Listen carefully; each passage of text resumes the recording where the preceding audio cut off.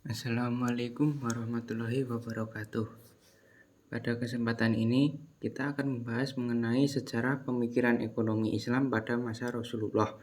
Pemikiran ekonomi ini sangat penting karena menjadi landasan dari sistem ekonomi Islam yang diterapkan hingga saat ini.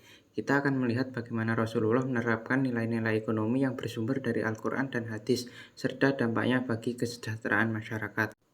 Selanjutnya, ekonomi Islam merupakan sistem yang unik karena tidak hanya mengejar keuntungan material, tetapi juga kebahagiaan dunia dan akhirat. Sistem ini bersumber dari Al-Quran dan hadis, serta didasarkan pada prinsip-prinsip keadilan dan kejujuran. Tujuan dari ekonomi Islam adalah untuk menciptakan keseimbangan dan kesejahteraan sosial, di mana kekayaan tidak hanya terpusat pada segelintir orang, melainkan didistribusikan dengan adil kepada seluruh masyarakat melalui instrumen seperti zakat dan sedekah. Selanjutnya, latar belakang ekonomi pada masa Rasulullah. Sebelum kedatangan Islam, masyarakat Arab hidup dalam ketimpangan ekonomi yang sangat parah. Praktik-praktik seperti riba dan penipuan dalam perdagangan membuat jurang antara kaya dan miskin semakin lebar. Kaum miskin menjadi semakin tertindas, sementara kaum kaya semakin berkuasa. Rasulullah membawa perubahan besar dengan memperkenalkan sistem ekonomi yang lebih adil, di mana praktik riba dihapuskan dan perdagangan diatur agar berjalan dengan jujur dan seimbang. Prinsip-prinsip ekonomi Islam pada masa Rasulullah. Ekonomi Islam pada masa Rasulullah dibangun di atas prinsip keadilan. Rasulullah melarang riba karena dianggap merusak kesejahteraan sosial dan menciptakan ketidakadilan. Di samping itu, zakat diwajibkan sebagai bentuk redistribusi kekayaan, di mana yang kaya membantu yang kurang mampu. Setiap individu diberi kebebasan untuk mencari nafkah, namun harus tetap bertanggung jawab secara sosial dan menjalankan bisnisnya dengan prinsip kejujuran serta etika yang tinggi. Praktik ekonomi di zaman Rasulullah. Pada masa Rasulullah, Madinah menjadi pusat perdagangan yang berkembang pesat.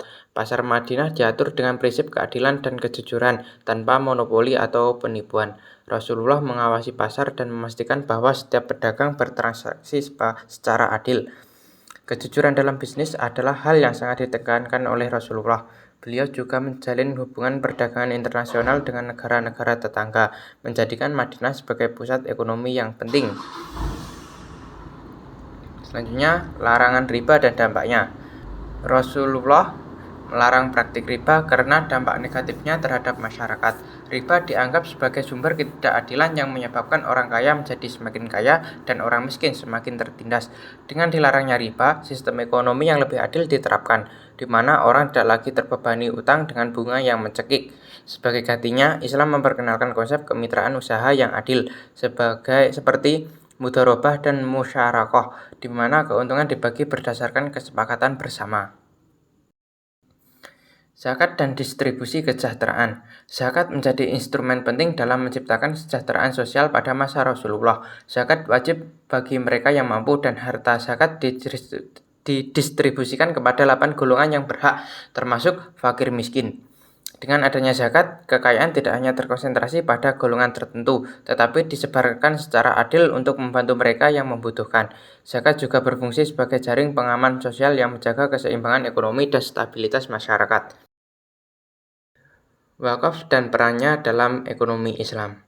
Wakaf adalah aset yang diserahkan untuk kepentingan umum tanpa mengurangi kepemilikan aset pokoknya. Rasulullah mengajarkan pentingnya wakaf sebagai salah satu bentuk kontribusi sosial yang terus bermanfaat bagi masyarakat. Wakaf bisa berupa tanah, bangunan, atau harta yang digunakan untuk kepentingan umum seperti membangun masjid, sekolah, dan sumber air. Wakaf ini memberikan manfaat jangka panjang bagi masyarakat dan mengurangi beban negara dalam menyediakan infrastruktur sosial. Selanjutnya, peran negara dalam ekonomi pada masa Rasulullah. Pada masa Rasulullah, negara berperan aktif dalam mengawasi aktivitas ekonomi. Rasulullah mengawasi pasar di Madinah untuk memastikan bahwa transaksi berjalan dengan adil dan tidak ada praktik kecurangan atau monopoli. Zakat juga diatur oleh negara sebagai bentuk pajak yang wajib bagi mereka yang mampu. Selain itu, Rasulullah menetapkan aturan mengenai pengelolaan sumber daya alam seperti air, hutan, dan padang gembalaan agar dapat dimanfaatkan oleh seluruh masyarakat. Konsep keseimbangan dalam ekonomi Islam. Ekonomi Islam mengedepankan keseimbangan antara kebutuhan material dan spiritual. Ekonomi tidak hanya sekedar mencari keuntungan, tetapi juga harus membawa berkah dan kebaikan bagi semua pihak yang terlibat. Ada keseimbangan antara individu dan masyarakat, di mana setiap individu bebas berusaha tetapi tetap memiliki tanggung jawab sosial. Ekonomi Islam juga menekankan keseimbangan dalam distribusi kekayaan agar tidak ada yang terlalu kaya atau terlalu miskin. Perdagangan internasional dan diplomasi ekonomi. Pada masa Rasulullah, perdagangan tidak hanya terjadi di dalam Madinah, tetapi juga meluas ke negara-negara tetangga. Melalui hubungan diplomasi, Rasulullah menjalin perdagangan dengan wilayah-wilayah lain seperti Syam, Mesir, dan Persia. Perdagangan ini tidak hanya menguntungkan secara ekonomi, tetapi juga menjadi sarana penyebaran dakwah Islam. Dengan hubungan perdagangan yang luas, ekonomi Islam semakin berkembang dan Madinah menjadi pusat perdagangan internasional. Selanjutnya, kontribusi sosial dalam ekonomi Islam. Ekonomi Islam sangat menekankan pada kontribusi sosial dan keadilan. Sistem jaminan sosial yang diperkenalkan melalui zakat dan wakaf membantu mereka yang kurang mampu. Kebijakan keadilan sosial pada masa Rasulullah mencakup pemberdayaan fakir miskin dan pembebasan budak, yang merupakan bentuk nyata dari upaya menciptakan masyarakat yang lebih adil. Sistem jaminan sosial ini memastikan bahwa setiap anggota masyarakat mendapat hak yang adil dan terhindar dari eksploitasi. Pengaruh pemikiran ekonomi Rasulullah pada masa kini. Pemikiran ekonomi Rasulullah masih menjadi relevan hingga saat ini. Konsep bagi hasil yang diterapkan dalam mudharabah dan musyarakah diadopsi dalam perbankan syariah modern. Zakat dan wakaf juga tetap menjadi instrumen penting dalam redistribusi kekayaan dan pembangunan sosial. Dalam konteks keuangan modern, larangan riba diadopsi dalam sistem perbankan syariah yang tidak menggunakan bunga, melainkan berdasarkan kemitraan dan bagi hasil. Selanjutnya, kesimpulan dan penutup. Dalam kesimpulan ini, kita dapat melihat bahwa ekonomi Islam pada masa Rasulullah sangat mengedepankan keadilan, kesejahteraan, dan distribusi kekayaan yang merata.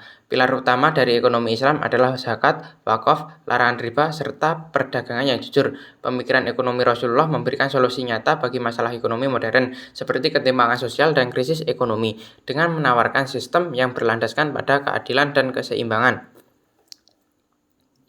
Sekian, terima kasih. Bila ada kurang lebihnya, saya mohon maaf. Wassalamualaikum warahmatullahi wabarakatuh.